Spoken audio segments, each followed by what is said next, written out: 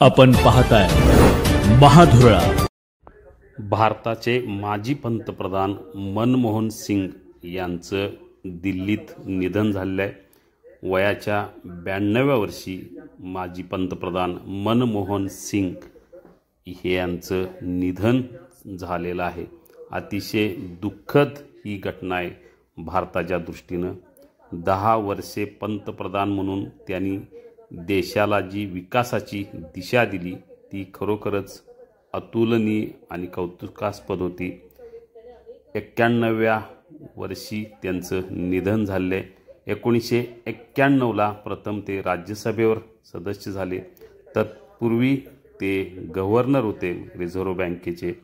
1991 ते 96 देशाचे अर्थमंत्री आणि त्यानंतर 2004 ते 2014 पर्यंत देशाचे ते पंतप्रधान होते।